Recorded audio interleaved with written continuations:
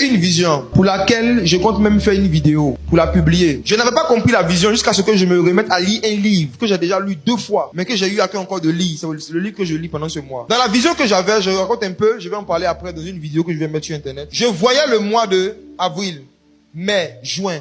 Et je voyais la carte de la Côte d'Ivoire. Et j'ai vu 4 femmes aux 4 points cardinaux de la Côte d'Ivoire qui étaient en train de souffler sur la carte. Elles soufflaient sur la carte du pays. Et au fur et à mesure qu'elles soufflaient, il y a un vent noir et sale, quelque chose de sale de noir, qui sortait de leur bouche et qui se répandait sur l'église. Et le Seigneur m'a dit que ce sont des esprits d'immoralité sexuelle, des esprits de débauche, des esprits de prostitution. Et il m'a dit qu'un fort vent d'immoralité sexuelle, de débauche, va souffler sur l'église de Côte d'Ivoire. Ça va secouer. Dans les 3 mois qui arrivent, des tentations qui viennent de l'enfer vont commencer à s'abattre sur beaucoup de chrétiens, en particulier ceux qui sont actifs dans le service de Dieu, pas seulement les pasteurs, tous ceux qui ont une responsabilité, qui sont actifs dans les choses de Dieu. Et ce qui va se passer, c'est que pendant ces 3 mois, ceux qui ne vont pas être addicts à la prière, au jeûne et à la communion fraternelle, c'est 3 choses que j'ai entendues dans la vision. Le jeûne, la prière et la communion fraternelle.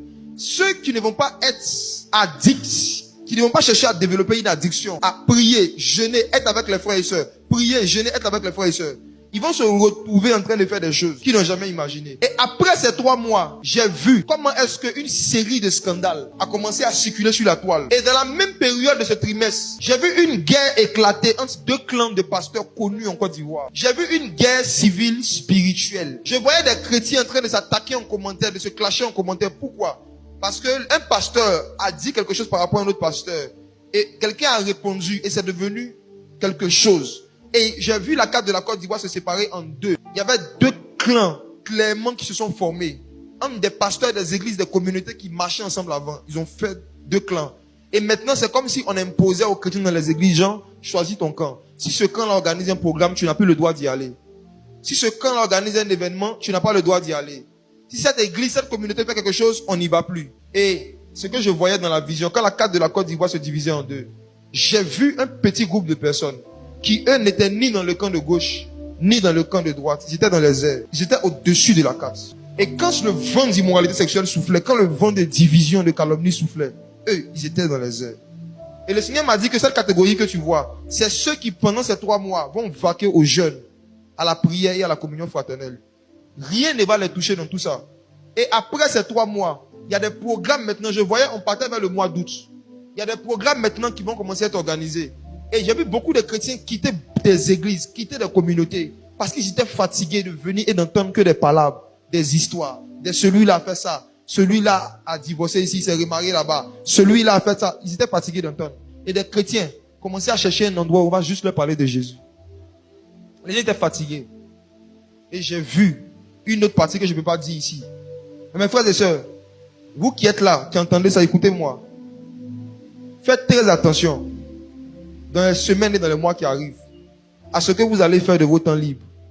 Ça va déterminer ce qui va vous arriver dans les 3 mois qui viennent. Si vous n'avez rien à faire, priez. Passez plus de temps à jeûner qu'à manger en semaine. Ne mangez pas par habitude, mangez par nécessité. Si tu te réveilles le matin que tu as trop faim, mange. Si tu n'as pas faim, ne mange pas. Attends d'avoir faim. Sinon, tu vas être alourdi à un certain niveau. Il y a des choses qui vont t'échapper dans le monde spirituel. Tu vas perdre ta vie de prière. Dans cette saison, mangeons comme les animaux. Les animaux ne mangent pas 3 fois par jour. C'est un comportement plus qu'animal de manger 3 fois par jour. Les animaux ne mangent pas tout le temps comme ça. Ils mangent quand ils ont faim. Le lion va à la chasse quand il a faim. Quand il n'a pas faim, il est couché. Allez chercher la nourriture quand vous avez faim. Quand vous n'avez pas faim, ne mangez pas. C'est pas parce qu'il est midi qu'il faut manger parce qu'on a faim. Ensuite, vos compagnies.